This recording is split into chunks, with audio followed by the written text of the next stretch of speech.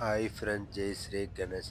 మనం ఇప్పుడు నాగోల్లోని దేవశ్రీ గణపతి ఆర్చ్ దగ్గర ఉన్నాం. ఇక్కడ చూసుకున్నట్టయితే 5 అడుగుల నుంచి 6 అడుగుల వరకు వినాయకుడి విగ్రహం తయారు చేయడం జరిగింది. ప్రతి వినాయకుడు డిఫరెంట్ మోడల్స్లో డిఫరెంట్ స్టైల్లో తయారు చేయడం జరిగింది.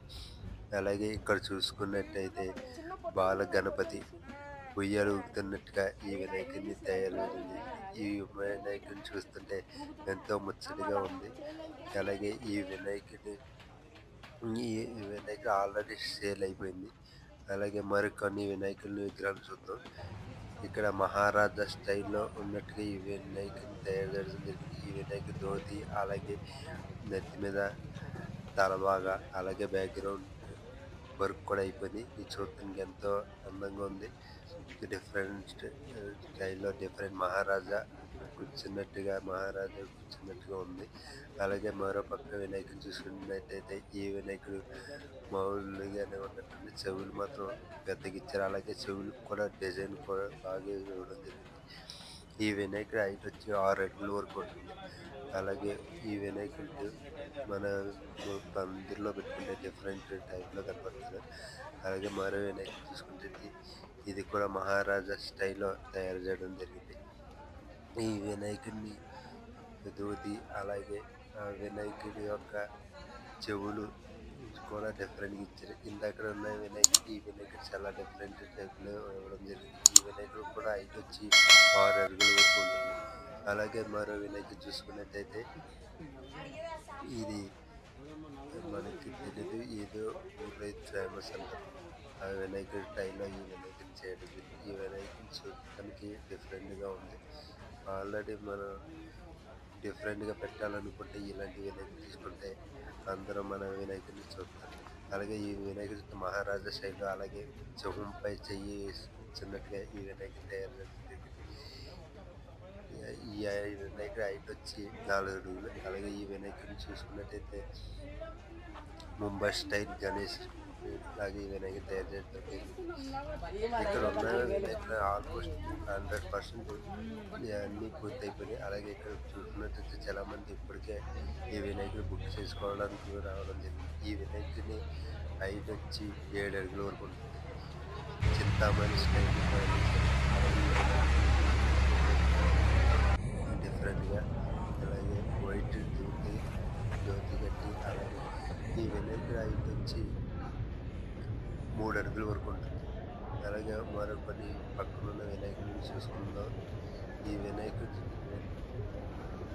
డిఫరెంట్, దీనికి ఇక్కడ చెప్పాలంటే ప్రతి వినాయకుడు డిఫరెంట్ స్టైల్లో డిఫరెంట్ మోడల్లో యూనిక్గా ఉన్నాయి. ఆల్రెడీ దీంట్లో సగం ఆల్రెడీ అడ్వర్టైజింగ్ అయిపోయింది. ఈ వినాయకుడు చూస్తుంటే మహర్షి స్టైల్లో తయారయ్యడం జరిగింది. నిజంగా వినాయకుడు చిన్నదా అనే విధంగా ఈ వినాయకుడు తయారు చేయడం డిజైన్ ఇది కూడా ఈ రెండు ఇంచుమించు ఒకే టైప్లో ఉన్నాయి. డైరెక్ట్ వినాయకుడు వచ్చి కూర్చున్నట్టుగా ఆ కలరింగ్ ఏంటి అదే మరో వినాయకుడు చూసుకుంటే ఇది మహారాష్ట్ర స్టైల్లో ఉన్నట్టు తయారు చేశారు. మన కిరీటం కొత్త వెండి కలర్ ఇచ్చారు. ఈ వినాయకుడికి ఇప్పుడు పక్క వినాయకుడు ఏనుగు మీద కూర్చున్నట్టు ఈ వినాయకుడిని తయారు చేయడం జరిగింది. అలాగే ఈ వినాయకుడు కూడా చూసుకుంటే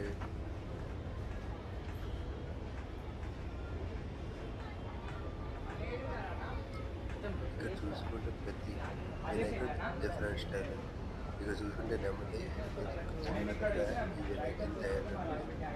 అలాగే మరో వినాయకుడు చూసుకున్నట్టయితే నాలుగు చేతులతో గజ వాహనం మీద కూర్చున్నట్టు ఈ వినాయకుడిని తయారు చేయడం. ఇక్కడ చూసుకున్నట్టయితే ప్రతి వినాయకుడు ఒక్కొక్క స్టైల్. ఈ వినాయకుడు కూడా మరొక రకంగా మరో స్టైల్లో ఇవ్వడం జరిగింది.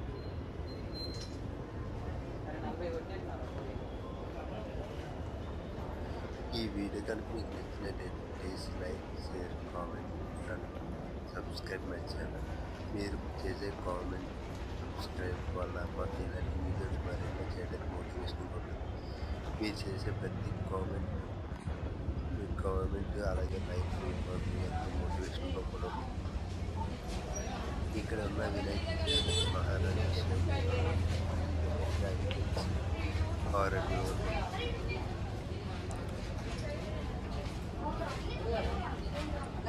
ఈ వినాయకుడు నీలవర్ణంతో ఉన్నట్టుగా చేతిలో కథ పెట్టుకుని చిన్నట్టు ఈ వినాయకుడిని అలాగే బ్యాక్గ్రౌండ్ కూడా బాగా పండించారు. మరో వినాయకుడి బొమ్మం పోలే శివుడి రూపంలో ఈ వినాయకుడిని తయారు జరుగుతుంది. ఆ వెనకాల బ్యాక్గ్రౌండ్ నాగబొమ్మగా ఉంటుంది. అలాగే నాగెద్దుల మీద కూర్చున్నట్టుగా ఒక చేతిలో డబ్బులు అలాగే